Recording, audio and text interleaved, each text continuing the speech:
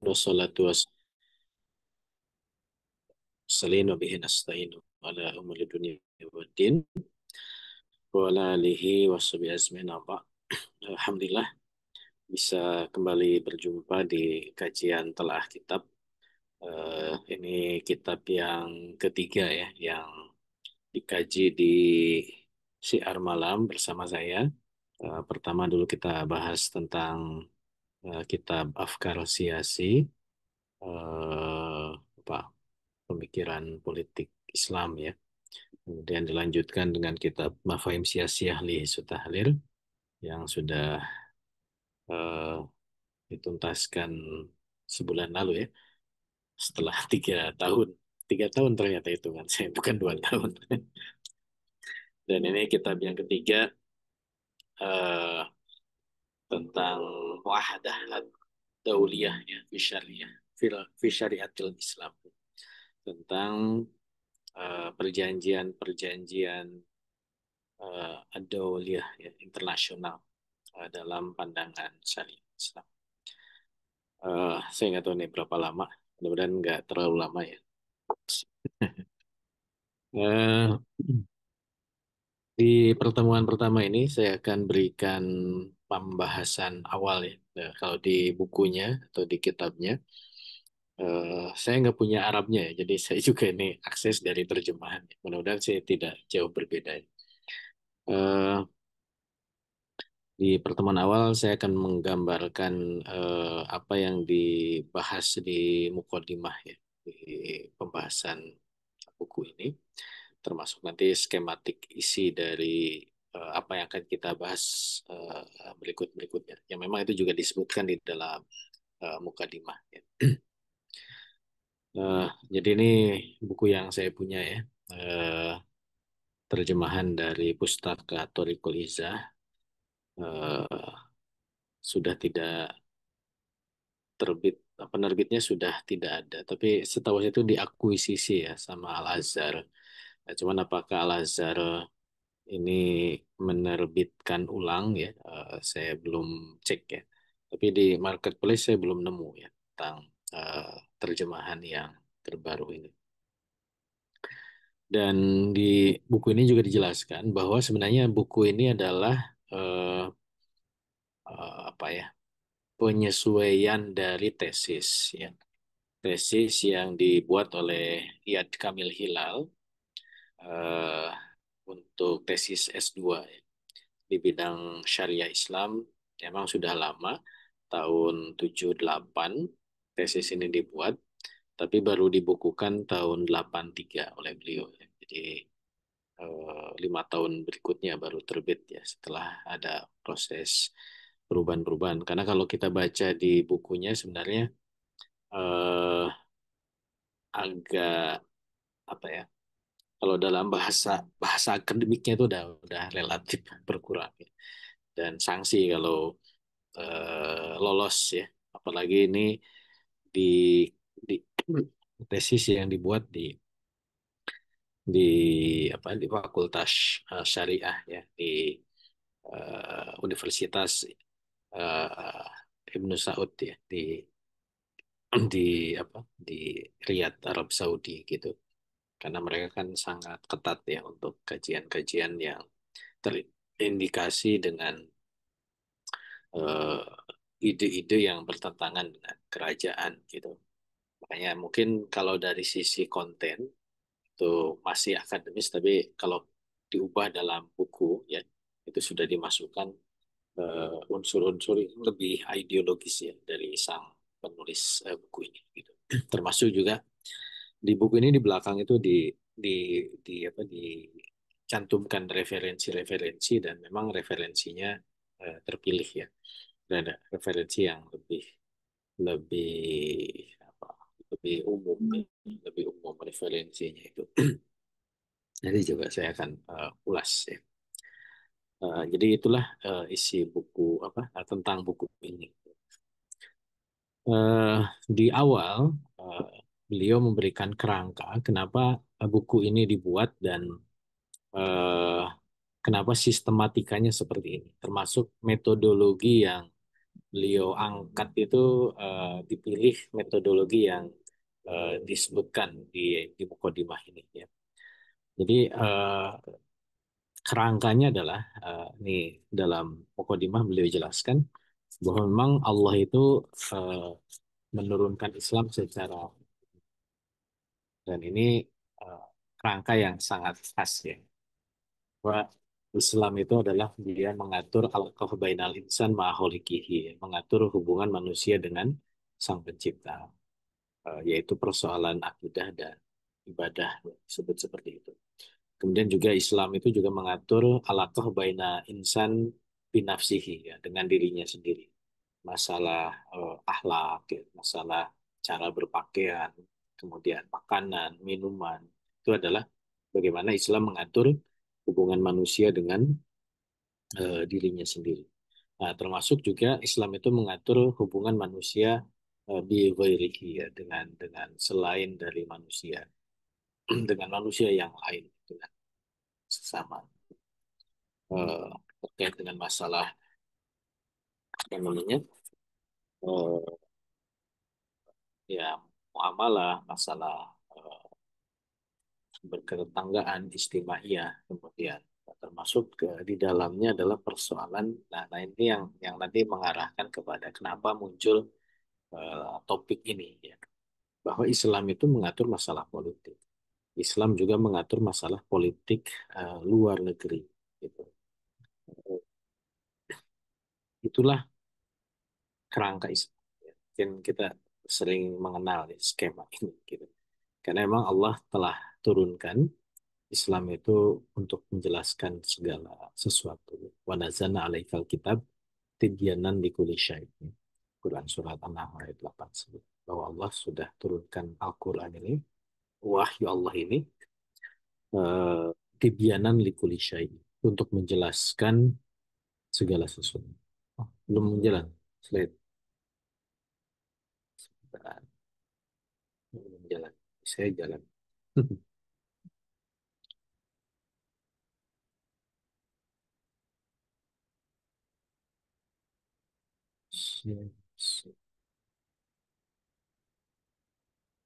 Sudah muncul.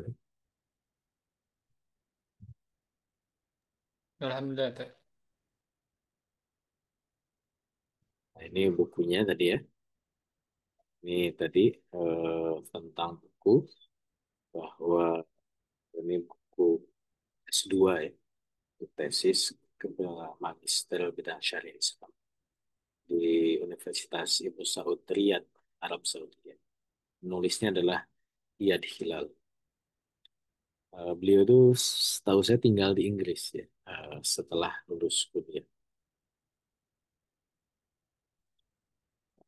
Ini yang tadi saya jelaskan bahwa memang Islam itu mengatur tiga tiga interaksi ya, tiga alakah, ma'kholikihi, binafsihi, dan bilghairi. Nah, itulah karakter dari Islam, yang dia adalah agama yang sempurna. Tadi tibyanan likuli syai, menjelaskan segala sesuatu, syamilan wa kamilan. Maka kita juga diperintahkan oleh Allah Subhanahu wa taala untuk masuk ke dalam Islam secara kafah. Eh, Makanya muncul istilah Islam kafah. Islam kafah itu ya Islam yang sempurna. Dan Islam yang kafah itu kalau semuanya diterapkan, ya. Mulai dari persoalan tadi, hubungan dengan Allah, hubungan dengan diri sendiri, dan hubungan dengan manusia lain, yang kalau kata Kiai Ali Yafi ya, dulu almarhum, eh, beliau sampaikan bahwa eh, alaqah bainal insan eh, di ghairihi itu hampir 90% itu justru di situ. Masalah akidah, masalah akhlak, malbusat, umat itu sedikit gitu. Justru yang paling banyak itu adalah yang sering juga disebut sebagai hablum minan nas, ya, mengatur hubungan manusia dengan eh, masyarakat gitu. Eh, nah itulah karakter Islamnya. sempurna. Nah, dengan kesempurnaan Islam itu juga maka Islam itu hadir itu untuk menyelesaikan seluruh problematika manusia, menjadi mu'alajah, menjadi solusi di masyakilil insan, dengan berbagai masyakil ya, berbagai problematika manusia gitu. Itulah juga dari karakter Islam. Makanya Islam itu harus hadir sebagai solusi gitu. Ketika memang manusia itu menghadapi berbagai problematika keyakinan, pemenuhan terhadap gorizatut tadayun, disitulah muncul ibadah, kan? Muncul akidah. Problematika untuk mengurusi diri sendiri, lapar, haus, gitu ya, melindungi badan dari apa? Dari panas, dari dingin, dari serangan yang lain, gitu ya. Maka disitulah muncul alaqah bainal insan. Islam mengatur tentang hubungan manusia dengan diri, termasuk juga bagaimana Islam itu mengharuskan manusia itu punya sifat-sifat eh, yang kita sebut sebagai akhlak gitu ya. Nah, termasuk juga ketika ada problematika alaqah bainal insan bi ghairihi, eh, hubungan manusia dengan manusia lain itu kan pasti ada problematika. Gitu. Apa, dia butuh barang punya orang, muncullah muamalah jual beli, sewa menyewa, eh, jaroh dan seterusnya. Gitu. Islam itu nanti ada mualajah, ada solusi, ada ketertarikan terhadap lawan jenis, bagian dari gorizah nau gitu ya. Islam punya solusi bahwa ada jalannya seperti itu. Kemudian juga ketika bermasyarakat, di situ ada pengorganisasian masyarakat, manifestasi dari Golizatul Baqa, ada hubus syiada gitu ya. Maka Islam mengatur bagaimana manusia itu berpolitik. Sampai nanti ketika komunitas itu berinteraksi dengan komunitas lain yang disebut sebagai alaqah dualiyah ya, hubungan internasional, maka Islam pun juga harusnya punya ya bagaimana mengatur interaksi dengan negara lain, termasuk ya di bahasan kitab ini bagaimana kalau membuat perjanjian-perjanjian gitu, mana yang boleh mana yang tidak. Nah, nanti itu yang akan dikupas. Jadi memang kitab ini nanti membahas sebagian kecil dari Islam ya, spesifik politik Islam, spesifik lagi politik luar negeri Islam.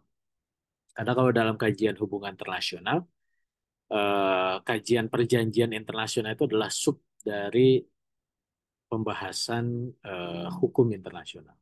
Jadi kalau ada HI, HI itu kan ya kalau dalam bahasa ini ya politik luar negeri ya. Walaupun memang kita bedakan antara politik internasional, politik luar negeri ya. Dulu dalam kitab Afkar Siasi itu dibedakan apa sih bedanya politik luar negeri, politik internasional. Nah, tapi kalau ini bisa dibuka lagi YouTube-nya. Eh, nah, di dalam politik atau dalam hubungan internasional itu ada subnya itu adalah pembahasan hukum, ya, hukum internasional. Di buku ini atau di dalam kitab-kitab itu disebut sebagai undang-undang internasional, pun bahasanya kurang tepat ya kalau dalam bahasa hubungan internasional. Harusnya lebih tepat itu adalah hukum internasional, bukan lebih tepat. Yang dipakai dalam komunitas hubungan internasional itu bukan undang-undang internasional, tapi hukum internasional. Karena selain hukum juga ada ekonomi internasional, ada politik internasional gitu ya, ada masalah studi kawasan dan seterusnya. Jadi banyak juga subbagian dari hubungan internasional gitu. Makanya hukum internasional itu atau nanti subnya lagi adalah perjanjian internasional hanya sebagian kecil.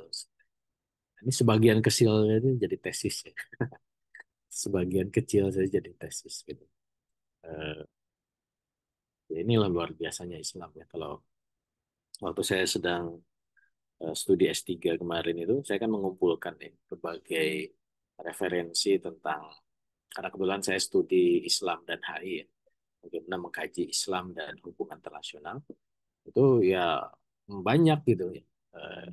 Dalam penelitian terdahulu itu, referensi-referensi yang mencoba membahas satu bagian saja dari Islam yang terkait dengan politik. Dari aspek perjanjiannya, dari aspek yang lain, yang lain, yang lain. Gitu. Jadi sebenarnya kalau belajar Islam itu sangat, sangat, sangat luas ya. Eh, Memang akhirnya kita harus punya, kita ya pertama kita harus punya pemahaman general ya. Ya, alhamdulillah kalau kita berada dalam sebuah pembinaan Islam, kita itu diberikan kerangka Islam secara global. A to Z-nya itu kita ngerti gitu. Cuman kan itu general. Kita jadi generalis, segala tahu gitu. Politik Islam tahu, ekonomi Islam tahu. Ya, tapi sedikit sedikit sedikit karena kita pelajari kan masing-masing gitu. Tapi yang sedikit itu juga lama kita bahas ya. Bahas nih dom episode saja misalkan tentang ekonomi itu kan, walaupun itu baru ekonomi saja itu kan butuh bertahun-tahun kalau dikaji secara nukil ya. Ya kemarin aja kita hanya bahas tentang mafahim siyasiyah. Mafahim siyasiyah itu lebih ke eh, studi ya gabung lah, ada studi kawasannya ya, ada studi politik globalnya gitu. Nah, itu juga kan 3 tahun itu kan kita ya kuliah 3 tahun harusnya udah sarjana. Nah, ini kita perjanjian saja. Ini sebagian kecil. Ya, alhamdulillah kalau kita bisa pelajari. Jadi kalau kita jadi spesialis semua ya luar biasa. Tapi kalau jadi generalis itu cukup lah ya. Tapi ya nanti tergantung peminatan kita. Apa ya, kebetulan saja karena saya memang dari ilmu politik ya, dari hubungan internasional ya, mau tidak mau itu jadi peminatan tentang studi politik. Walaupun nanti Bang Azhar boleh juga nanti saya kalau ada kitab ekonomi saya ngisi nggak apa-apa juga. Eh, atau apa tentang istimai, tentang kekeluargaan juga ya bisa juga kita isi. Sudah ya, sudah semua kayaknya di siaran malam ini semua kitab sudah habis. Belum, tak belum. Belum ya? Ya nantilah setelah tamat ini biar saya nggak ngomong politik terus ya. Karena politik nih kurang peminat ya. Oke. Nah, jadi itulah Islam. Dia harus menjadi mu'alazah, ya, menjadi solusi terhadap berbagai problematika. Ini juga disebutkan di Muqaddimah itu. Bagaimana Islam itu menjadi mu'alajah, ya, eh, di sini dijelaskan di dalam Muqaddimah ini bahwa eh, awalnya atau dasarnya ya eh, Islam itu hadirkan melalui nas ya, Al-Quran dan hadis ya. Ada ijma syahabat, kemudian ada kias yang ditunjuki oleh nas yang ada gitu. Dan apa yang ada itu merupakan khututon aridah ya, garis-garis besar.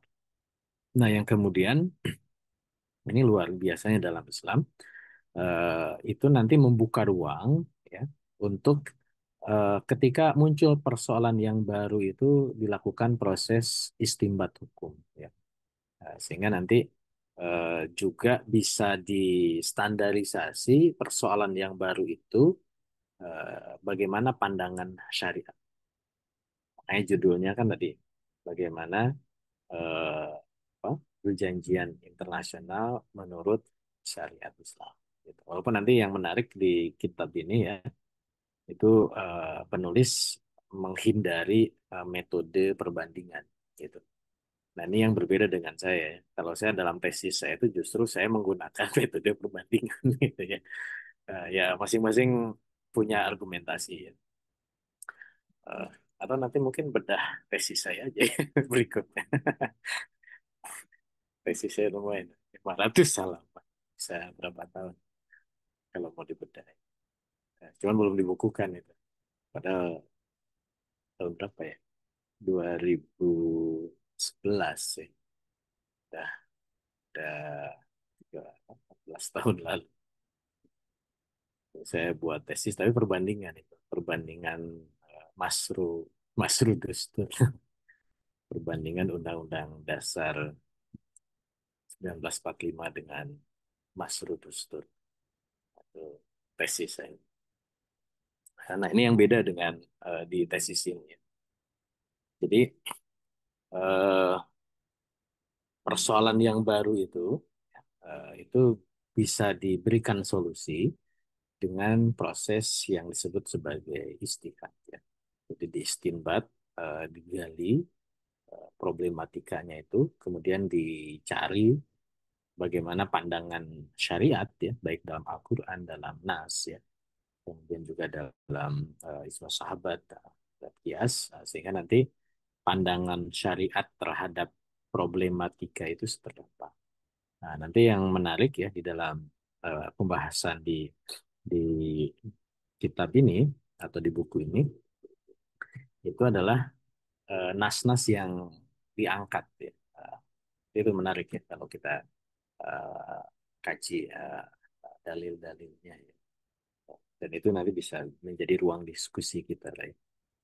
Apalagi nanti kalau kita menemukan nas-nas yang berbeda. Karena beliau ini juga eh, mencoba, walaupun memang ini bukan dalam posisi sebagai mustahid ya, apa namanya, penulisan tesis ini. Tapi beliau mengemukakan bagaimana perspektif beberapa mazhab yang terkait atau beberapa ahli fikih atau para mustahid terkait dengan perjanjian-perjanjian yang ada itu. Menurut saya itu juga menarik untuk kita nanti telah. Ya. Dan tentu yang namanya istihad ini juga butuh pemahaman bahasa Arab ya menjadi alat untuk memahami. Nah, cuman yang kita pakai ini bahasa terjemahan ya, tapi nggak apa-apa. Kita mendiskusikan produknya lah ya, bukan proses. Dan dengan adanya istihad inilah yang menjadikan eh, Islam itu bisa menjadi mu'alazah itu berjalan. Eh, dan itulah yang menjadi kekuatan dari Islam. Gitu. Sehingga kita bisa selalu menstandarisasi berbagai problematika itu dalam perspektif Islam. Nah, sehingga muncullah para mustahid ya, yang melakukan proses istihad, mengarang berbagai kitab ya, untuk menyelesaikan atau menjadi mu'alajah terhadap berbagai problem. Nah, istihad itu ada yang sifatnya rinci, jadi semua hal dibahas. Ada juga yang hanya membahas satu poin saja. Nah, beliau sebutkan misalkan ada kitab Al-Um. Ya. Al-Um ini yang dikarang oleh Imam Syafi'i, ya, Mazhab Syafi'i. Dan juga ada kitab Al-Maqsud, kemudian ada kitab Al-Mughni. Al-Mughni ini kitabnya Ibnu Qodamah. Ya. Ini juga ini mazhab Hanbali. Kemudian ada kitab Al-Mudawanah, Al-Mudawanah Al-Kubra. Ini mazhabnya Imam Maliki karena ditulis oleh Imam Maliki. Dan juga kitab-kitab lain ya seperti itu. Nah, ini dia membahas apa namanya? Segala hal. Walaupun nanti masalah apa namanya? Sistematika.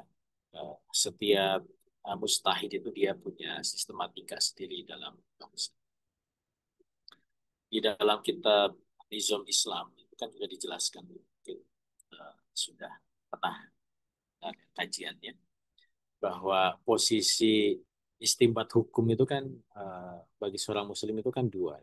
Pertama, kita bisa melakukan penggalian hukum sendiri kalau kita punya kapasitas. Itulah yang disebut sebagai mustahil.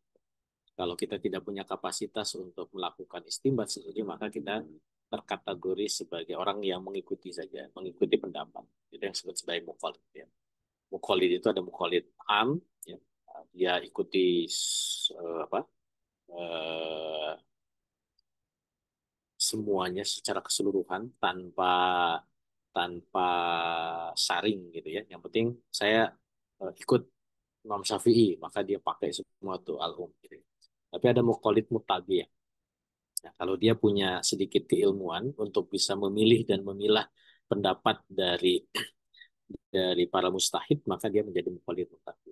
Misalkan dia bandingkan, oh dia punya ilmu bahasa Arab misalkan, oh dia bisa bandingkan Imam Syafi'i dengan Imam Maliki dari konteks bahasa Arabnya, oh saya lebih memilih Imam Maliki. Ya, itu berarti mukallid muttabi gitu.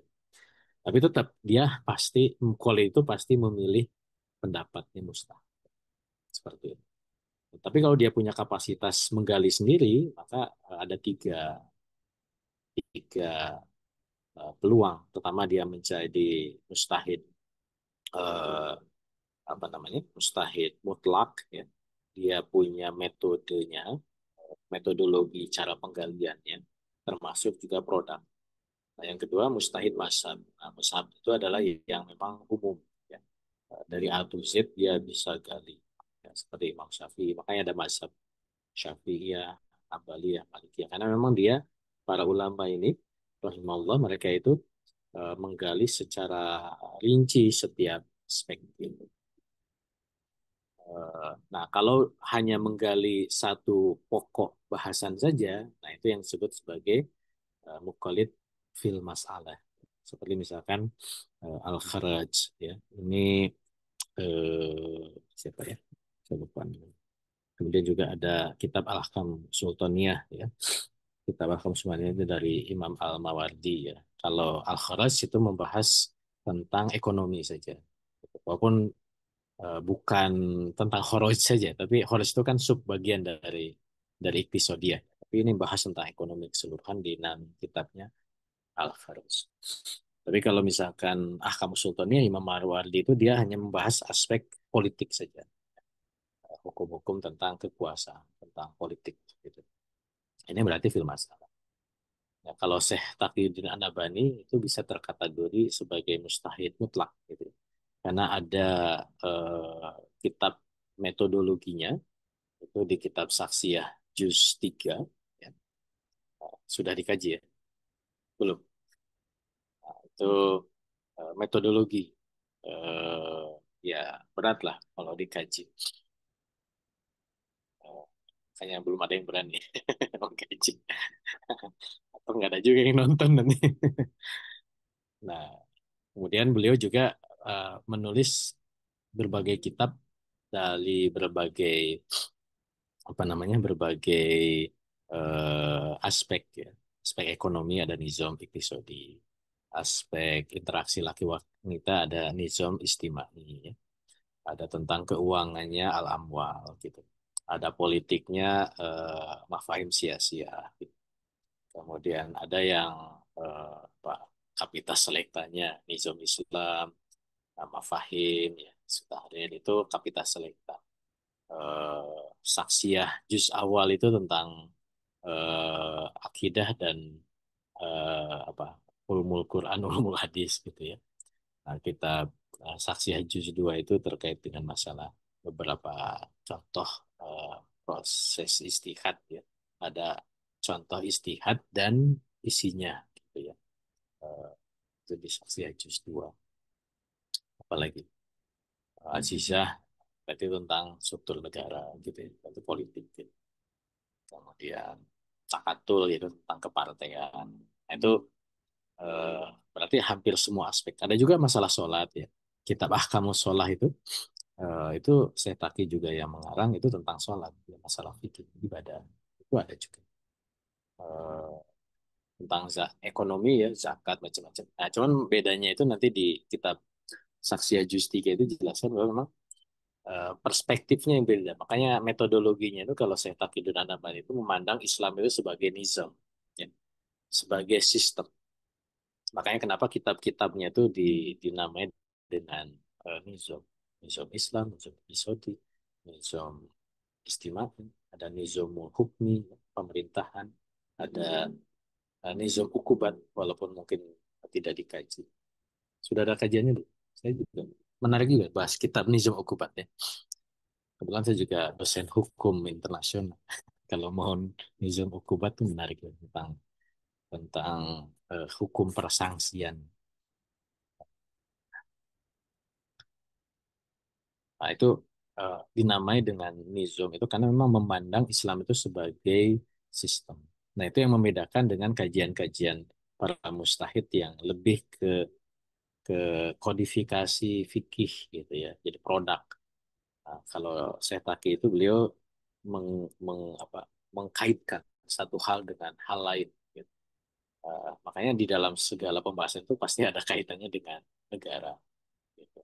Masalah sholat itu ada kaitannya dengan negara. Karena itu satu kerangka sistem. Masalah istimai hanya sekedar hubungan interaksi laki-laki wanita. Itu kan di bab-bab akhirnya. Tapi bab awalnya itu bicara tentang kerangka masyarakat, pergaulan yang diatur oleh negara harus seperti apa. Nizam iktisodi itu tidak hanya bahas masalah zakat, masalah bekerja, masalah syirkah gitu. Tapi di awal itu kan dibikin kerangka dulu bahwa ekonomi itu nanti ada kerangka kenegaraannya, kerangka dalam sistemiknya. Ada masalah kepemilikan, masalah kemudian bagaimana pengaruh dari kapitalisme dan seterusnya gitu. Nah, itu menariknya ya kitab-kitab yang dikarang oleh Syekh Taqiyuddin An-Nabhani gitu. Dan rasa rasa bahasa kitabnya itu beda. Kalau kita berinteraksi dengan kitab-kitab fikih yang apa ya umum yang lain gitu. Kalau yang lain itu seolah-olah ini panduan teknis langsung gitu.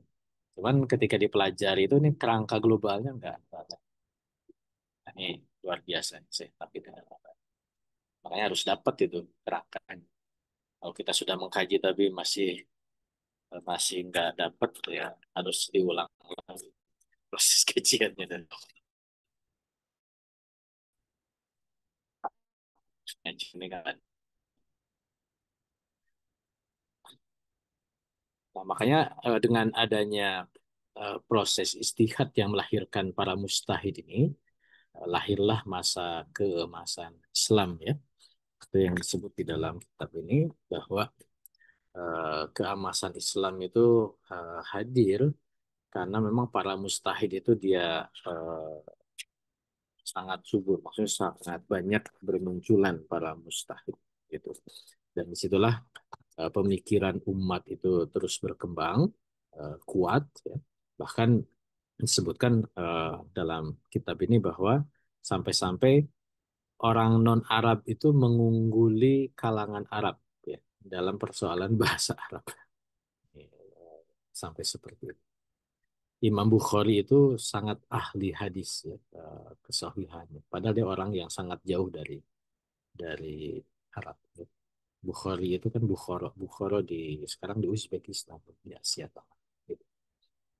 Ini luar biasa. Gitu. Karena eh, apa buah ya dari kemajuan Islam, adanya istihad dan seterusnya. Bahkan ketika kemarin cerita tentang itu Sudan itu kan berikan eh, tengah lah ya, utara ke arah selatan, bawahnya Mesir gitu. Tapi penguasaan bahasa Arab di Sudan itu lebih lebih apa lebih lebih fusah ya, lebih murni dibandingkan orang Arab sendiri. Eh, Ustaz Ismail Yusanto itu pernah ke Sudan ya, juga ada konferensi Islam di Sudan itu beliau cerita ya walaupun secara ekonomi terbelakang ya, tapi dari sisi kefasihan dalam berbahasa Arab itu luar biasa. Padahal itu bukan Arab, karena emang Islam telah dibawa ke sana dan akhirnya karakteristik Islam yang di dalamnya itu ada bahasa Arab itu bisa juga dikuasai oleh sesiapapun. Nah, keemasan Islam ini adalah buah ya, dari apa? Dari dua hal. Pertama, dari diterapkannya syariat. Maka kalau Islam itu diterapkan, maka itu akan menyebabkan. Dan dari situ kemudian karena salah satu syariat itu adalah dakwah, maka Islam itu hanya diemban ke berbagai penjuru dunia. Apalagi ketika diemban oleh negara Islam. Dan negara Islam itu menjadi negara adidaya. Maka dia akan menyebarluaskan Islam ke seluruh dunia. Nah itulah kekuatan Islam. Ketika Islam itu diemban, diterapkan dan diemban. konsep yang disebut di dalam kitab Mafahim Hizbut Tahrir itu disebut sebagai majul maddah biru.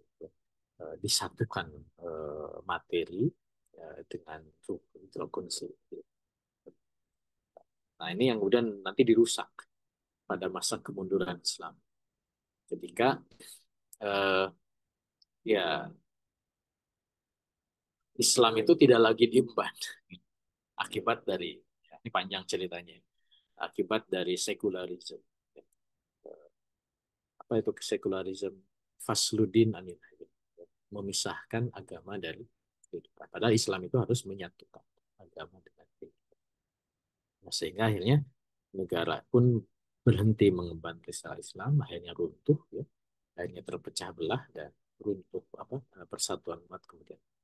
Dan umat pun akhirnya menjadi lemah dalam berpikir. Sehingga umat itu juga berpangku tangan dalam mempelajari Islam. Orang jadi malas gitu ya belajar Islam. Buat apa sih belajar Islam? Apalagi politik luar negeri. Ngapain sih harus belajar politik luar negeri? Ini yang menyebut bahwa tadi siapa? Eh, Ummu Fikri.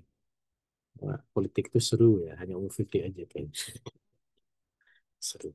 Yang lain kan ngapain sih politik? Pusing-pusing, memusing-musingkan diri. Padahal yang sehari-hari kita dengar, kita konsumsi itu politik ya. Cuman kan eh, bagaimana kita harus merespon peristiwa-peristiwa politik. Nah, disinilah kita penting untuk mempelajari politik Islam. Karena ya apapun itu nanti ujungnya ke ini. Bukan karena saya orang politik ya. Ujungnya itu ke politik. Kita bicara tentang yang lagi rame ya, MBG gitu. Ya ujungnya kan itu kebijakan gitu, politik. Bicara tentang bullying. Ini case-nya itu adalah bullying anak di sekolah. Nah, tapi ujung-ujungnya ya ke kebijakan negara. Kenapa kok ada sistem pendidikan yang seperti itu? Bagaimana peran orang tua, bagaimana peran sekolah, bagaimana kurikulum dibuat, dan sebagainya. Negara, politik lagi. Nah, cuma nanti diperluas lagi bahwa ternyata politik itu tidak hanya politik lokal. Di dalam kajian kita sebelumnya ya, Mafahim Siyasi ya, bahwa apa yang terjadi di lokal itu adalah buah juga dari apa yang terjadi secara internasional. Kerjaannya adidaya gitu. Makanya harus Islam itu menjadi negara yang kuat dan menjadi negara adidaya. Bahkan ketika tidak mau mempelajari politik Islam, ya, bahkan mereka menghindari. Bahkan kemudian berpaling kepada hukum selain dari Islam. Nah ini yang nanti menarik ya yang tadi saya sebutkan bahwa makanya kenapa kemudian Ustadz Yad Hilal ini beliau menghindari perbandingan karena tidak mau eh, juga seolah-olah mempromosikan mempromosikan ide-ide yang selain Islam. Karena kalau mau membandingkan kan, saya ketika buat tesis ya antara Masru Dustur dengan Undang-Undang Dasar 45 itu, ya saya harus baca tuh Undang-Undang Dasar 45. Ya kalau kita nggak kuat kan, mungkin akhirnya menjadi terpengaruh. Gitu. Apalagi kalau dipublikasikan, bacanya hanya undang-undangnya yang solusi Islamnya enggak. Nah harus semuanya kan kalau mau banding. Tapi kalau bacanya baru setengah ya, walaupun ya itu pilihan seperti itu. Nah artinya ketika umat Islam akhirnya berpaling ya dari mempelajari Islam termasuk politik Islam sehingga akhirnya kemudian umat Islam itu berpandangan bahwa Islam itu tidak mengatur masalah pemerintahan karena sudah semakin asing sudah semakin asing. Saya ingat betul ya ketika kuliah itu eh, karena kebetulan saya juga apa mulai bergerak dengan studi keislaman dan selalu mengkaitkan tugas kuliah dan bahkan mulai dari dulu skripsi, tesis, kemudian juga eh, ketika kuliah S3 itu dengan bagaimana perspektif Islam itu sampai ditegur gitu ya, sama dosen. ini HI ini sekuler, jangan bawa-bawa Islam gitu. Kalau mau bawa Islam, jangan kuliah di HI sana di UIN saja. Gitu. Eh, karena oh, dia itu Muslim, dosen saya itu Muslim. Tapi sampai berpandangan karena menganggap bahwa eh, perspektif Islam terhadap persoalan politik, termasuk politik luar negeri ya, hubungan nasional itu ya tidak. Islam nggak ngatur itu. Gitu. Walaupun sekarang studi itu mulai marak lagi ya. Makanya kalau dalam studi S3 itu disebut bahwa ini bagian dari eh, apa perspektif non mainstream ya. Perspektif yang tidak umum, bukan arus utama. Gitu. Tapi sudah mulai kajian-kajian studi keislaman terkait dengan hubungan internasional. Makanya kemudian diterima ya. Apa, awalnya walaupun awalnya diingatkan ini sekuler, tapi bahwa saya ingin memunculkan perspektif baru, gitu. Bahkan inginnya sih memunculkan teori baru, nggak kesampaian karena nggak selesai S3-nya, nggak kesampaian. Eh, akhirnya eh, itu mulai diterima bagaimana perspektif Islam terhadap eh, terhadap ya, HI terhadap politik gitu. Bahkan mulai ada mata kuliah yang ya menjadi mata kuliah pilihan bahkan sisipan. Saya ngajar di prodi saya itu sekarang hubungan internasional dan Islam. Nah, dulu mah nggak ada itu. Eh, pokoknya kalau HI itu ya sekuler gitu. Nah, sekarang itu sudah ada mata kuliah Islam dan HI. Nah, apa yang dipelajari? Karena ada isu-isu internasional yang memang itu tidak bisa dijelaskan dengan teori HI yang mainstream. Kenapa kok umat Islam itu marah ketika nabinya dihina? Itu kan nggak bisa dijelaskan tuh teori.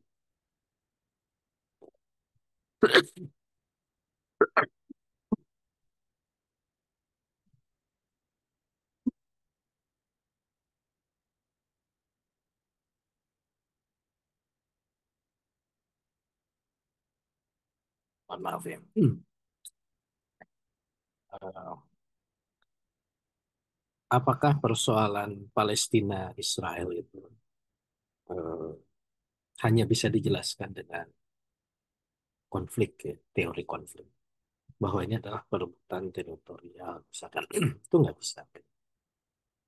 Nah, tetap unsur keagamaan itu eh, ya harus dilirik gitu untuk bisa menjelaskan fenomena.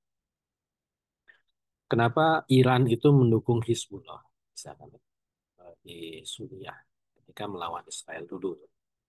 Kenapa kok organisasi Hizbullah? Oh ternyata ada kesamaan Syiahnya, sama-sama Syiah. Kenapa kok kesamaan Syiah? Itu ya harus dijelaskan dengan perspektif Islam. Apa bedanya Masyumi dan Syiah dan sehingga ternyata tidak hanya bisa dijelaskan dengan teori-teori yang sifatnya sains. Termasuk yang terjadi di Sudan kan yang mengerikan itu. Kok kan ini antara Rapid Support Force ya, RSF dengan SAF Sudan Armed Force ya, pemerintahan Sudan, militernya Sudan dengan kelompoknya Hemeti ini kan sama-sama Muslim. Tapi kok mereka berseteru bahwa mereka beda suku, oke bisa jelaskan dengan teori-teori hukum. Bahwa mereka berebut emas gitu ya, yang dikuasai di wilayah Sudan, oke bisa. Tapi bahwa mereka juga ada perbedaan sekte Islam gitu ya. Nah itu juga menarik gitu untuk ditelah. Jadi memang akhirnya mengkaitkan fenomena internasional ya, dengan, dengan perspektif Islam itu juga jadi penting. Bahkan di Barat itu studi itu berkembang. Kalau di Indonesia malah belakangan. Jadi justru Indonesia itu studi mainstream, non mainstream perspektif itu gara-gara ngikut Barat gitu. Padahal kita itu Muslim sebenarnya harusnya punya perspektif dari awal. Bahkan sekarang kalau di Indonesia itu malah coba nyari bagaimana perspektif kenusantaraan. Ya, cuman kan cari apa sih kekhasan karakter politik Nusantara itu ya susahnya apa. Karena emang nggak ada, ya sangat sangat sangat eh, majemuk ya, sangat majemuk di Indonesia. Kalau mau diambil dari konteks lokal. Nah, sehingga bahkan ketika menolak ya atau menganggap bahwa Islam itu tidak mengatur masalah pemerintahan, ya bahkan ada yang menganggap bahwa khilafah itu bukan berasal dari yang dikutip di buku. Ini pendapat dari Ali Abdul Razik ya, dalam bukunya Al-Islam wa Usulul Hukum. Nah, cuman yang menarik yang dibahas di kitab itu adalah bahwa kenapa khilafah itu bukan dari Islam? Karena itu adalah dari Isma sahabat. Artinya mengakui juga bahwa memang eh, kemunculan khilafah itu adalah ijma sahabat. Ini kan masalahnya nanti di metodologi ya. Apakah ijma sahabat itu dianggap sebagai sumber hukum atau bukan? Gitu. Dan itu sebenarnya lebih mudah untuk menjawab. Gitu. Karena hanya perbedaan kriteria tentang sumber. Nah, ini nanti bisa dibahas secara maka di kitab ini ya, ya ini istilah saya ada seruan bahwa memang umat Islam itu harus memberikan perhatian terhadap persoalan politik dan politik luar negeri. Nah, ini menjadi alasan kenapa muncul kitab ini. Karena ini ingin menjawab seruan ini. Kenapa sih bahas, jadi kalau ada pertanyaan, kenapa Anda bikin penelitian tentang perjanjian internasional? Ya, ini jawaban. Ini adalah bentuk perhatian kita terhadap urusan politik dan politik luar negeri. Bahwa Islam itu punya perspektif tentang dan buku ini ditulis ya untuk mengisi kekosongan. Karena pembahasan tentang perjanjian internasional dalam perspektif Islam itu langka, ya, jarang, sangat-sangat jarang. Ketika saya menulis tentang perbandingan Mas'ud Dustur dengan Undang Dasar 45, itu satu-satunya. Tidak ada yang pernah. Karena orang mikir ngapain. Ya. Kalau saya kan ingin membandingkan, ya. Apa sih bedanya khalifah sama presiden, kan gitu ya. Apa sih bedanya majelis ummah dengan apa ada MPR, ada DPR, ada DPD gitu ya. Kalau di Islam itu ada majelis umum. Apa sih bedanya eh, Mahkamah Agung, Mahkamah Konstitusi, Komisi Yudisial dengan ada Qadi Qudot gitu. Itu di di di tesis saya itu karena saya ingin tahu itu. Bandingin satu-satu. Nah, role modelnya ya Indonesia karena emang lebih mudah kan supaya kebayang, kegambar gitu. Undang-Undang Dasar 45. Perspektif Islamnya saya ngambil dari Mas'ud Dustur.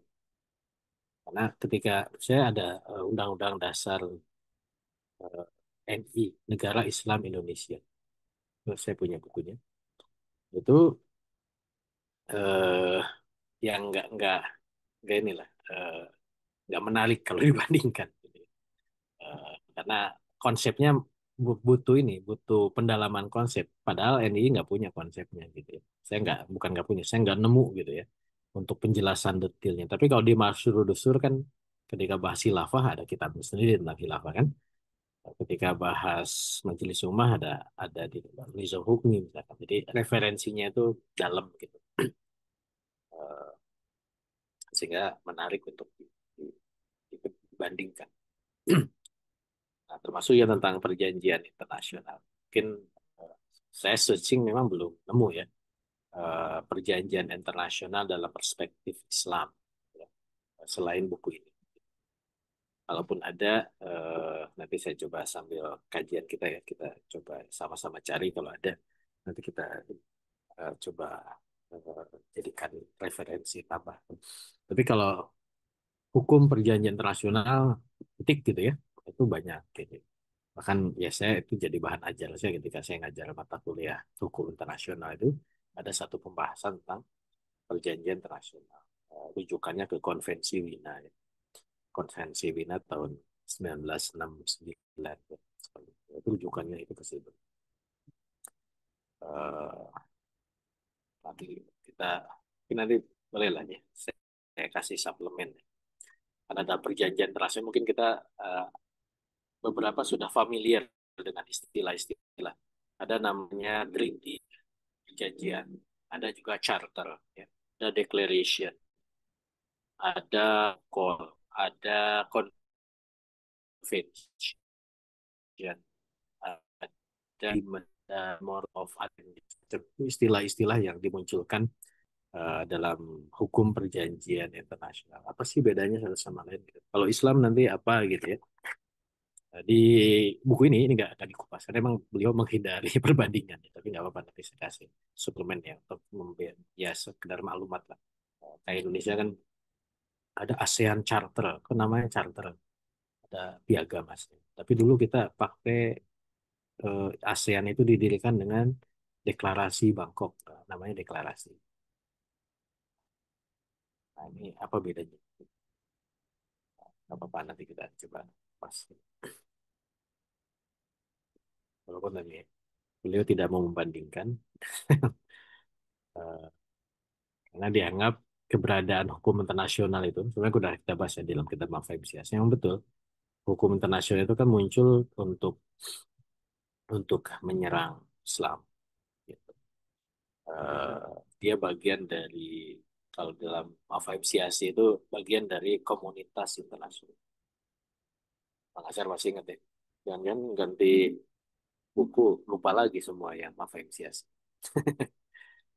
komunitas internasional, di situ ada organisasi internasional, instrumennya hukum internasional. Nah, polanya kan begitu. Jadi hukum internasional itu bagian dari komunitas, pembahasan komunitas.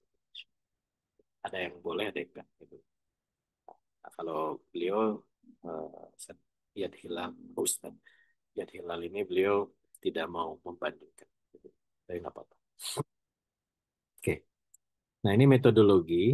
Nah, jadi beliau sebutkan ada tiga hal. Pertama, hanya menggunakan Islam.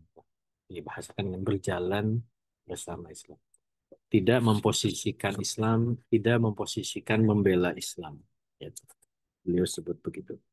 Karena kalau memposisikan membela Islam itu, tanda kutip ya, itu seolah-olah Islam itu menjadi tertuduh.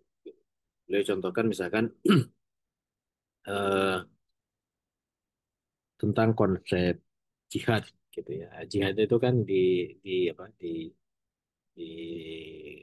stigma negatif ya sebagai apa violence of uh, war perang uh, glorifying violence istilahnya itu istilahnya Tony Blair ya, mantan perdana menteri.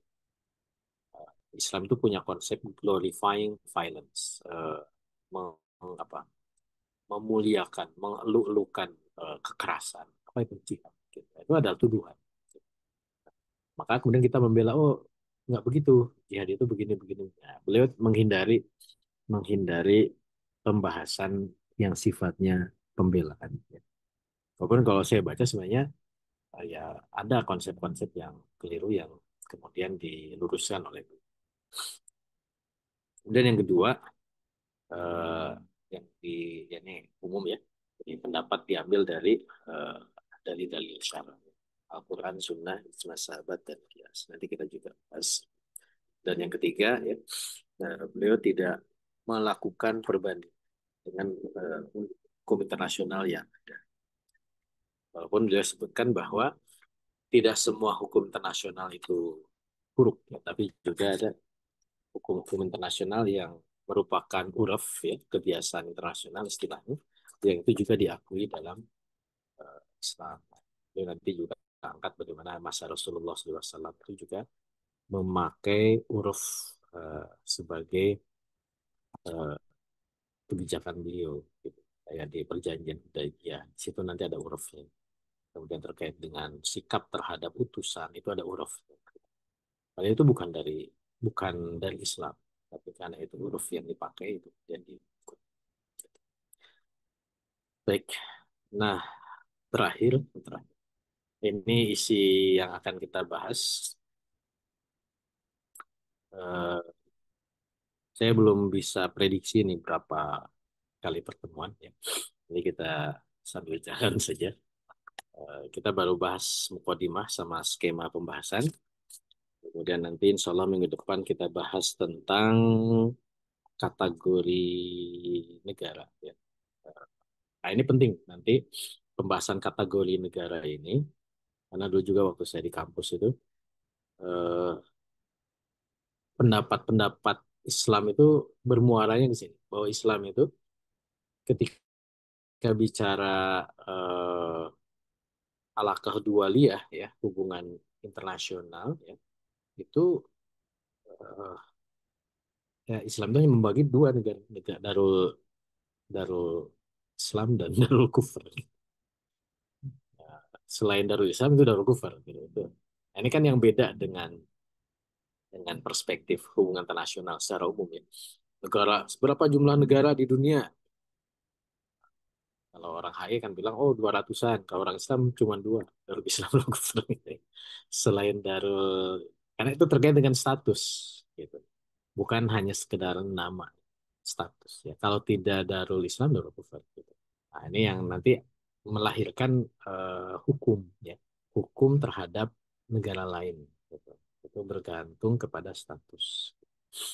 Nah, nanti kita bahas itu mulai minggu depan ya.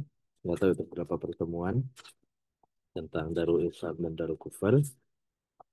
Eh, Kemudian satu pertemuan aja. Kemudian konsep yang berikutnya tentang jihad ya. Nah, jihad itu juga awalnya dari status itu dulu, dari level super, kemudian muncul jihad. Kenapa? Ini kan bicara perjanjian ya. Kenapa sih harus jihad dulu? Karena perjanjian itu, kalau dalam perspektif hukum apa hubungan internasional, ya, interaksi negara itu dua. Eh, dan buku HI pertama itu bahas itu. Dan itu menjadi paton ya dalam hubungan internasional. War and Peace. Gitu. Itu bukunya Hugo de Groot ya atau Grotius. Dia adalah bapak hukum internasional. Itu adalah judulnya Perang dan Damai. Gitu. Bahkan dulu waktu saya S1 itu ada mata kuliah Perang dan Damai, War and Peace. Gitu. Walaupun sekarang udah diganti nama itu terlalu terlalu maskulin ya bicara perang gitu. Tapi diganti dengan resolusi konflik gitu ya. Tapi intinya itu konflik itu lahir dari perang dan damai. Gitu. Makanya ketika bicara perjanjian, perjanjian itu dibuat perjanjian atas perang dan perjanjian ketika damai. Makanya konsep war itu perlu dibahas. Gitu. Nah, dalam Islam itu adalah jihad. Ya. Makanya ini kok ada jihad? Gitu. Memang di sini eh, bicara tentang perjanjian. Dan jihad itu nanti dikaitkan dengan status tadi darul kufur, darul muahid. Nah, berikutnya adalah tentang masuk ke perjanjian. Ini lebih rinci ya. Nah, mulai dari definisi ya, definisi perjanjian apa, dalil-dalilnya kita bahas, termasuk dikutipkan juga definisi menurut pakar hukum internasional ya. Sebenarnya bahasan ini sudah ada di pembahasan Mafhum Siyasi, tapi nggak apa-apa. Kita ulas lagi. Kemudian masuk ke syariatnya, ya. Dalil-dalil disyariatkannya perjanjian. Kenapa sih harus ada perjanjian? Termasuk ke hal yang teknis, bagaimana siapa yang bertanggung jawab tentang sahnya, tentang sahnya perjanjian. Definisi. Perjanjian yang sah itu seperti apa? Ini lebih teknis sebenarnya. Siapa yang bertanggung jawab, yang tauqi ya, yang tanda tangan, kemudian tahapannya. Kalau di HI itu dibahasnya di hukum diplomatik, ya. Mulai dari perundingan, muafadat, kemudian ada kesepakatan awal, kemudian ada ya iklan ya, berita acaranya gitu. Atau kalau dalam bahasa ini ada eh, ratifikasi, ya. Ratifikasi dan seperti pada istilah hari. Ini malah saya jadi malah banding-bandingin ya. Tidak sesuai dengan kitab ini. Tapi nggak apa-apa. Jadi bukan telah kita telaah dan pengembangan. Jadi kita baru nanti. Nah, kemudian berikutnya bahas tentang rukun, rukun dan syarat. Jadi, sebenarnya ini perluasan yang tadi tentang syarat. Apa nanti ini ada kaitan dengan masalah akad ya. Bisa di kalau yang sudah bahas apa nih cuma episode juga pernah ekonomi syarat sahnya apa.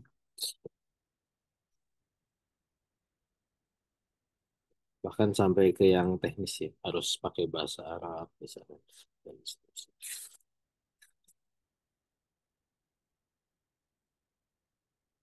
Berikutnya adalah konsekuensi ya.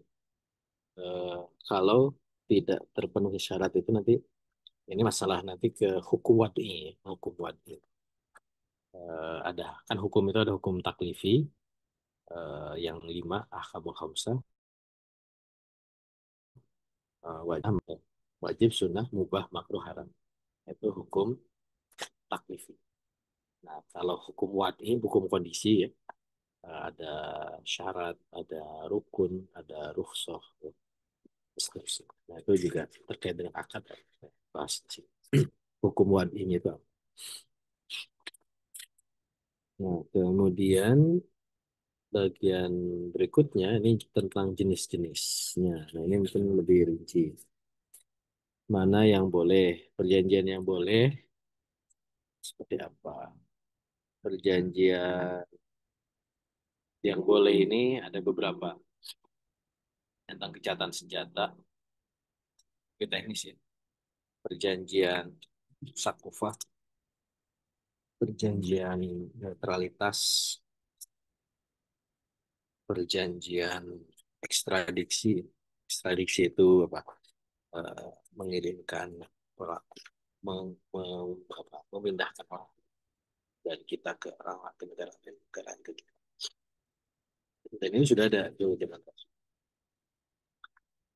Kemudian perjanjian ini perjanjian yang boleh. Kemudian perjanjian yang tidak boleh ada lima perjanjian perbatasan yang tetap. Nah, ini yang beda nanti. Kalau dalam sekarang kan perbatasan itu justru harus. Kalau dalam Islam justru dia tidak boleh perjanjian perbatasan yang tetap. Karena negara Islam itu harus terus berkembang. Sehingga kalaupun ada perjanjian perbatasan itu harus sifatnya Islam. Masuk juga nanti tentang perjanjian terkait dengan persenjataan nuklir, fakta militer, penyewaan militer, seterusnya. Ada juga perjanjian yang boleh kalau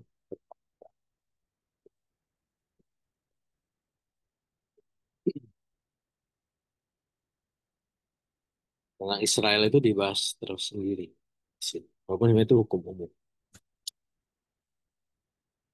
Itu dan bagian akhir itu tentang hukum-hukum umum terkait dengan perjanjian. Bagaimana sih penafsiran tentang perjanjian? Dalam hukum internasional juga dibahas. Nah, perjanjian itu kan kadang ada dual text atau tiga teks. Indonesia dengan Malaysia mau pakai bahasa apa? Itu tafsirnya seperti itu. Indonesia bikin perjanjian dengan Arab Saudi. Ini pakai bahasa apa? Bahasa Arab, bahasa Indonesia, atau pakai bahasa ketiga? Gitu. Itu nanti gimana tafsirnya? Karena masing-masing bahasa itu kan punya diksi yang berbeda. Nah, itu kita bahas di bagian akhir. Kemudian pelaksanaan perjanjian, kapan perjanjian itu berakhir, ini benar-benar bahan ajar saya. Eh, Konsekuensinya seperti apa dari batalnya perjanjian. Ini kurang lebih itu isi yang akan kita bahas. Mudah-mudahan menarik. Mudah-mudahan. Kalau enggak ya nanti kita lihat. Kalau enggak menarik, kita ganti kitab. Ya, walau walau. Mungkin itu dulu Bang Adam, sebagai pengantar.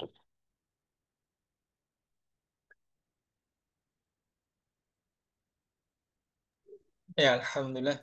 Syukran Ustaz. Ini sebagai eh, pertemuan perdana kita, overview ya, berkaitan dengan eh, kitab. Ya, Alhamdulillah telah disampaikan beliau di malam yang berbahagia ini.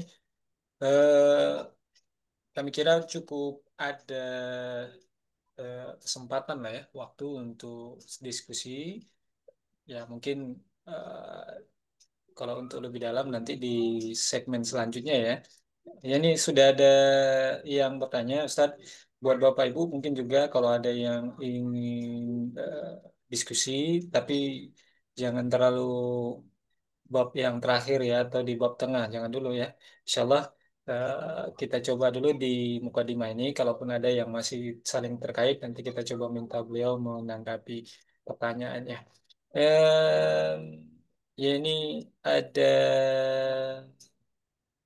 eh, partisa, parti, partisipan kita nih Ustadz di kolom komentar mengirimkan pernyataan sekaligus bertanya. Ini dari Umu Fikri.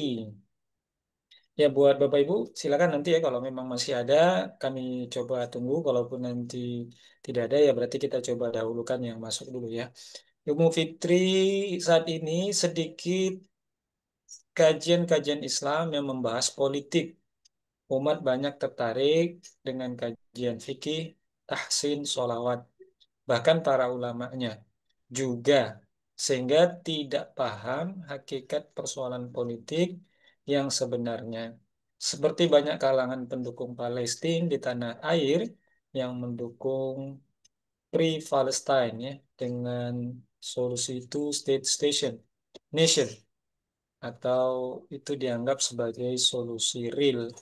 Nah, ini contoh studi kasus yang beliau coba apa. Ini gimana tanggapannya, Stan?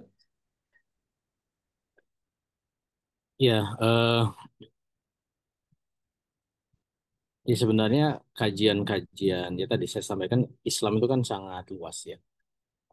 Fikih ada ya yang terkait dengan memperbaiki bacaan Quran, tahsin juga ada eh, atau ingin memperdalam sholawat, fadilahnya ada gitu. Yang penting itu adalah kita tidak boleh apa, menafikan gitu. Islam itu tadi dia sempurna, membahas segala hal dan semestinya semuanya gitu. Cuman kan nanti eh, setiap orang punya apa? Punya punya prioritas gitu. Apa sih yang dia ingin perbaiki lebih dulu gitu. Ketika dia merasa sholatnya masih belum baik, dia coba pelajari fikih sholat. Ketika bacaan Qurannya masih belum bagus, ya dia ikut kajian tahsin. Dia ingin meningkatkan kecintaannya kepada Rasul, dia ikut kajian sholat. Menurut saya itu nggak apa-apa, ya. Sebagai prioritas yang ingin dia selesaikan.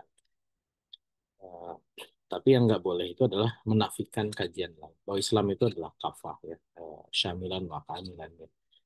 Eh, Dia ikut kajian fikih tapi dia tidak eh, menafikan bahwa Islam itu ngatur politik dan dia juga harus terdorong untuk mempelajari. masalah politik. Dan juga sebaliknya, kita yang bukan kita ya, orang-orang yang suka politik jangan juga nyinyir gitu ya terhadap kajian-kajian yang sifatnya fikih, tahsin, sholawat. Ya justru itu juga harus kita pelajari seperti itu. Eh, Kajian politik itu nanti akan meluruskan pandangan-pandangan yang keliru terhadap pandangan-pandangan politik yang membangun kesadaran politik. Sehingga tadi misalkan eh, Palestina itu dia akan semakin paham bahwa memang solusinya bukan two state solution gitu. Bahwa di balik Palestina itu ada negara adidaya, ada konspirasi. Hanya dengan begitu, dengan mengkaji itu dia akan bisa memberikan pandangan yang benar terhadap persoalan politik. Walaupun dia juga belajar tahsin, dia memperbanyak soal itu. Jadi memang harus komprehensif ya. Segala hal harus di. Cuma nanti bahwa ada prioritas-prioritas tertentu ya eh, yang dia butuhkan mendesak saat itu gitu ya. Mungkin dia sedang galau gitu ya. Sehingga harus dikuatkan nafsiyahnya ya ya harus dipenuhi gitu. Tapi dia tidak menafikan persoalan-persoalan yang seperti itu. Insya Allah ya. Makanya tadi saya sampaikan. Jadi jangan sampai lihat saya itu nih wajah politik. Lihat orang. Jadi kadang nggak enak juga. Ya. Oh ini start politik jadinya. Nah, saya bisa kok. Kalau mau disuruh kajian nafsiyah juga boleh. Kajian keluarga juga boleh. Gitu. Ketika saya ngisi kajian muamalah ya di tempat saya tentang eh, masalah kepemilikan dan haram. Ada yang komen itu haram tentang harta haram dan kepemilikan menurut politik internasional. Dikasih ya diisengin begitu karena memang sudah terlalu identik dengan politik internasional. Enggak, kok saya bisa bahas tentang muamalah gitu. Karena saya juga pelajari, saya juga coba dalami gitu. Kebetulan memang bergelut di bidang itu juga gitu. Ya, namanya muamalah kan kita sehari-hari. Ketika seolah-olah kok jadi aneh gitu. Saya bahas yang begitu enggak aneh. Nah, jadi karena memang kita harus harus punya ya setidaknya secara general ya sebagai seorang muslim itu harus paham bahwa ada spesialisasi ya karena memang ada kafaah di sana ya kita kuatkan kafaah itu gitu. Ya bagus lagi kalau kafaah semuanya kayak Syekh Taqiyuddin An-Nabhani kan ahli apa coba. Politik ada. Cuman kayak kitab Ahkamus Sholahnya itu kan nggak pernah dibahas gitu. Jadi seolah-olah beliau itu tidak dianggap sebagai ahli fikih gitu kan. Fikih sholat gitu. Padahal ada itu kitabnya gitu. Yang dibahasnya kitab-kitab politik.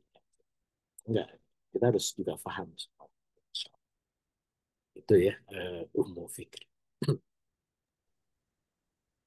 Ya, Ya, Alhamdulillah. Ini selanjutnya dari peserta kita yang lain, Ustaz, Mas Norman, Pak Norman. Kalau Undang-Undang KUHP yang baru disahkan oleh legislatif ini, Ustaz, apakah ada pembahasannya kaitan dengan perjanjian internasional, Ustaz? Nah, kira-kira ada nggak kaitannya? dikait-kaitkan bisa. Ya, kalau ya kalau dikait-kaitkan, ini kan bagian dari sistem hukum ya. Oh, kalau dicampur-campurkan. Kitab Undang-Undang Hukum Acara ya, KUHP itu hukum acara pidana. Hukum acara itu apa namanya aturan bagaimana hukum material ya itu bisa diselenggarakan. Materialnya itu apa? Pidana, perdata itu materialnya. Nah, kalau hukum acara itu misalkan tentang prosedur penangkapan, prosedur penyelidikan, ya, penyadapan, prosedural, ya, administratif sebenarnya. Nah, itu KUHP. Gitu. Dan sebenarnya apakah bahaya? Ya bahaya juga. Saya ingat dulu waktu di FSLDK ya di UI itu sebelum masuk ke materi itu biasanya bahas tata tertib sidang. Ngatur siapa yang boleh jadi peserta, hak suaranya, apa itu kan acara, ya, tata tertib gitu.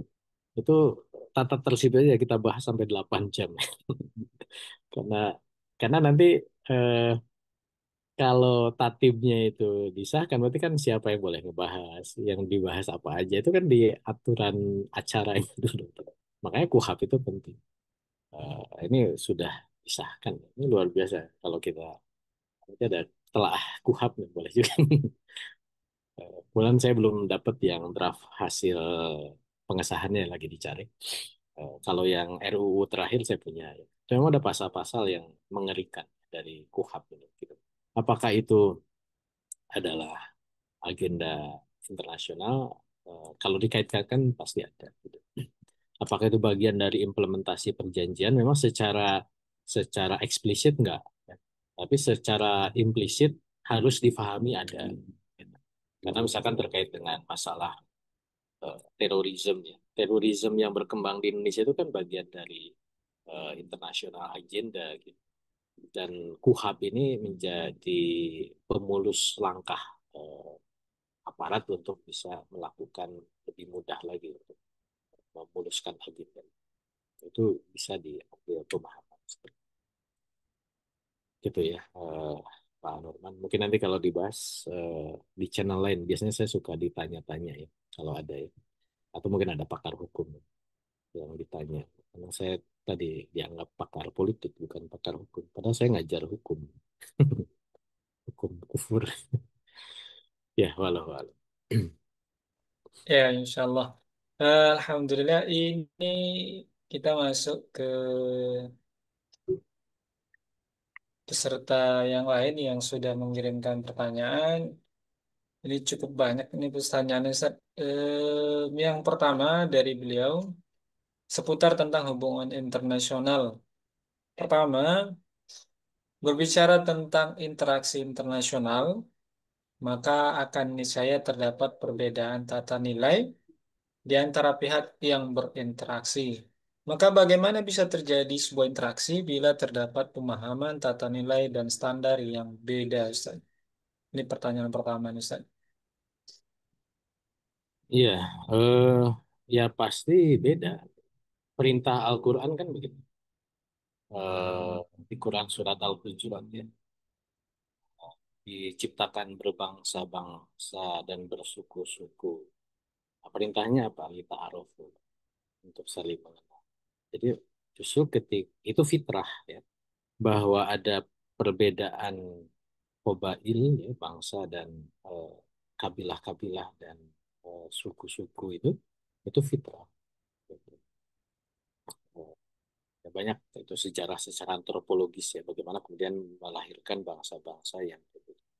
Dan bangsa itu bisa berbeda karena mereka membangun tata nilai masing-masing yang disebut sebagai adat istiadat ya, custom, kebiasaan-kebiasaan. Kebiasaan itu apa? Sesuatu yang berulang, berpola, jadilah kebiasaan. Dan itulah yang dalam bahasa Arab disebut adat. Adat itu kebiasaan. Muncullah nanti norma. Ketika diberikan penguatan-penguatan jadilah law atau hukum. Gitu. Itu secara secara sosiologis terbentuknya kan begitu. Maka ketika antar bangsa itu ya, interaksi antar bangsa itu juga keniscayaan karena setiap bangsa itu dia punya punya keterbatasan gitu. Yang satu punya beras, yang satu punya kambing, ini pengen makan beras, ini pengen makan kambing ya. Mereka harus berinteraksi tuh, mempertukarkan mulai dari produk, mulai dari itulah di mekanisme interaksi, muamalah dan sebagainya. Secara historis kan begitu. Gitu. Sehingga ketika ada interaksi itu mulailah ada interaksi ya, pemahaman tata nilai yang berbeda-beda itu mulai dikomunikasikan gitu. Eh, Ketika ada titik temu dari hasil komunikasi interaksi itu muncullah uruf ya, kebiasaan bersama itu yang jadi kebiasaan internasional. Jadi sebenarnya bagaimana bisa terjadi sebuah interaksi bila terdapat pemahaman yang berbeda? Ya pemahaman yang berbeda itu satu hal, interaksi itu kebutuhan lah. Gitu. Ya contoh yang sederhana kayak gini lah. Bang Azhar punya istri ya, nah, punya kan, beda kan? Eh, tapi ya karena ada kebutuhan, entah apa itu kebutuhannya, makanya kebutuhan itu dipertukarkan. Akhirnya interaksi itu menjadi suatu hal yang niscaya. Gitu. Ketika sudah ada interaksi di situ mulai muncul standarisasi pemahaman. Awalnya kebiasaan yang beda muncul kesamaan-kesamaan. Eh, itu alamiahnya muncullah kebiasaan internasional. Tapi ketika di dalam mafahim siyasi kan dibahas ya, ketika ada satu pihak yang ingin ngatur gitu ya, mendominasi, dia bikin tata nilainya itu distandari menurut perspektif dia, nah itu yang kemudian muncullah eh, ya adu argumentasi kan, ya, bisa kuatu dalil, bisa adu manfaat, adu kepentingan dan seterusnya. Nah, itu yang kemudian dibangun kan oleh masyarakat internasional. Sekarang kenapa sih muncul PBB? Kenapa muncul hukum internasional yang menjadi seolah-olah standar semua negara? Padahal faktanya kan nggak bisa, karena otoritasnya sudah berbeda. Jadi begitu ya tentang yang pertama. Jadi sebenarnya perbedaan itu tidak tidak menghalangi adanya interaksi. Justru perbedaan itu justru bisa melahirkan interaksi karena ada interaksi itu kan ada kebutuhan kedua belah pihak. Bahwa ada perbedaan tata nilai standar dengan interaksi itu maka terjadi proses ya kalau yang bisa disamakan disamakan. Kalau yang enggak berarti saling memahami bahwa itu berbeda gitu. Yang enggak boleh itu adalah ketika dipaksakan gitu, dengan membangun tatanan baru. Kalau rumah tangga kan bisa karena ada otoritas yang disepakati kan suami misalkan. Tapi kalau antar negara yang masing-masing berdaulat kan nggak bisa. Dan ini yang terjadi sekarang kan paksakan pada otoritas tertingginya. Nah, nanti bisa dibahas di yang ada itu nanti perjanjian-perjanjian kan makanya ada perjanjian yang boleh dan enggak. Nah, itu yang pertama. Kemudian bisa dipahami. Kayaknya nyambung ya sekalian ini. Bagaimana juga bisa terwujud interaksi yang fair? Iya, udah dijawab barusan ya. Eh, maka yang kuat itu pasti akan me, apa, ya tidak selalu menindas, tidak selalu menekan. Yang kuat itu bisa melindungi yang lemah. Jadi perspektifnya tidak selalu yang kuat itu menekan yang lemah. Justru kalau Islam itu kan amanahnya rahmatan ya. Islam menjadi adidaya itu tidak untuk menekan, tidak untuk memaksa. Karena Islam sudah diamanahi untuk membawa kebaikan. Maka adidaya Islam itu harus kuat, tapi kuat yang melindungi, kuat yang mengayomi. Itu ya. Jadi jangan terpengaruh bahwa yang kuat itu menekan. Itu sudah teori yang salah. Kita kembalikan ke Islam. Justru Islam itu kuat, nanti akan melindungi.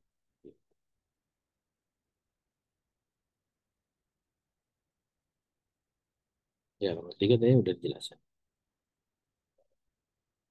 Jadi beliau tidak mau me- menjelaskan konsep-konsep hanya sekedar konsep pembelaan. Jadi ketika harus menjelaskan jihad itu beliau ingin ya jihad itu syariatnya gini gini gini.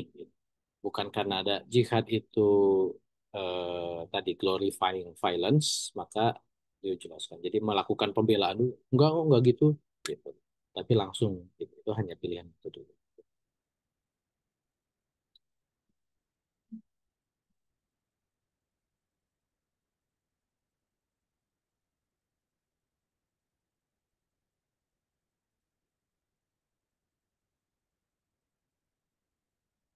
Oh, atau yang nomor 4 nanti saya belum punya ya yang bahasa Arab. Kalau ada boleh nanti dikirim apa kitab yang berbeda sama. Karena kalau di terjemahan itu nanti di pembahasan jihad itu ada tentang apa sih perbedaan jihad Arab dan Ghazwa. Kita belum bahas itu. Mana ya?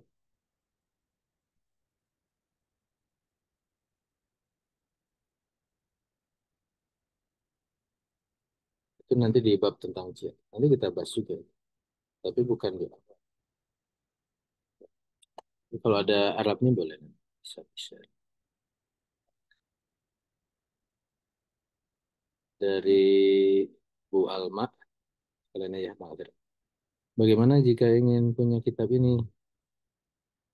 Karena tadi saya sudah tidak terbit fotokopi. Saya belum punya juga PDF. Kalau ada nanti saya share. Saya coba searching ya. Mungkin kalau ada PDF-nya nanti saya share. Kalau nanti saya hubungi penerbit lagi. Siapa penerbit? PTI ya. Eh, Kan udah bubar PT ini. Nanti saya coba tanya ya ke Al Azhar. Ini Bang Azhar, Al Azhar. Ustaz Roshid ya beliau. Nanti saya kalau ketemu saya coba tanya. Ada nggak? Kalau PT itu dulu Ustaz Abu Fuad. Ya. Karena Abu Fuad itu udah pindah. Beliau tidak lagi di Bogor. Jadi saya kalau ketemu lah, nanti saya coba tanya. Siapa tahu masih ada file-file. Ya, jadi sambil ini ya kalau nanti dari jamaah juga ada yang punya info belum. Karena saya cari-cari juga di marketplace belum nemu. Walau Ya, Alhamdulillah. Sepertinya kita langsung tutup aja, Ustaz. Kita cukupkan ya, Bapak Ibu Jamaah. Insya Allah di sesi awal dan perdana ini ya, Insya Allah kita akan lanjutkan di pekan yang akan datang. Kira-kira ada yang ingin disampaikan, Ustaz, di closing statement malam ini? ya, insya Allah kita lanjut di minggu depan ya. Kita bahas bab awal tentang tadi ya Darul Kufar, Darul Islam ya, tentang pembagian negara dalam pandangan Islam seperti itu. Insya Allah kita mulai masuk ke pembahasan isi. Insya Allah.